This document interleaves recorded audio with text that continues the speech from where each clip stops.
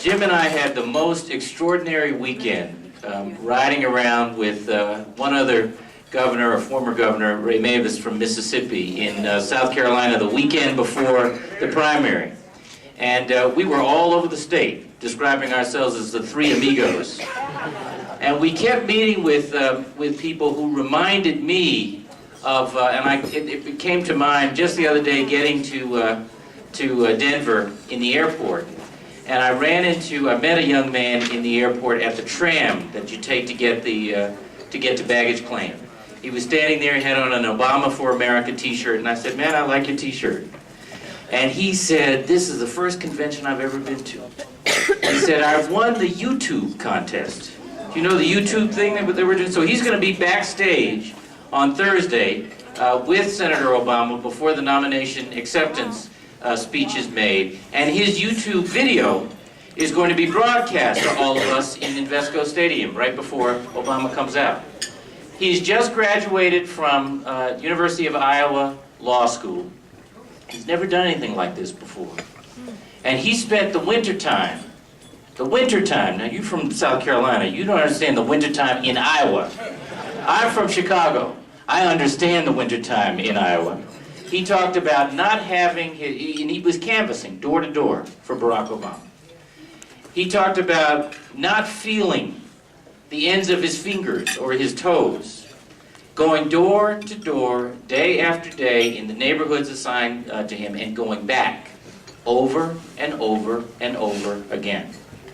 And talking to people who started in one place, and how when he got them to the confirmed Obama column, all the warmth came back into his extremities. This young man said that he was sitting in the airport talking with a Morgan Stanley money guy who's lives here in Denver, was waiting for a flight, and he was just trying to get out of town because we were coming in. And that man, that money guy, is a Republican. And he said, "Look, I just don't want all the noise in my hometown." But as they spoke, he said they didn't agree on a lot of policy issues. But what they did agree on is that they want the federal government back doing the people's business. Now, there are two lessons that come from that encounter with that young man. His name is Rich. One is that there are a whole lot of people, regardless of party, who are hungry for leadership. Unifying, visionary, positive leadership. That is what Barack Obama offers, and he's the only one in the game who does. And I'm proud as a Democrat that he's one of us. The second thing, though, is that the second lesson from Rich's story, his account, is that this thing is going to be won on those, in the ground, in those neighborhoods, like where Rich has been, and will go back. Which is to say, this has got to be about the grassroots. This has got to be about people making it personal. It's got to be about you asking 5 or 10 others to go get 5 or 10 others, and asking those 5 or 10 others to go on.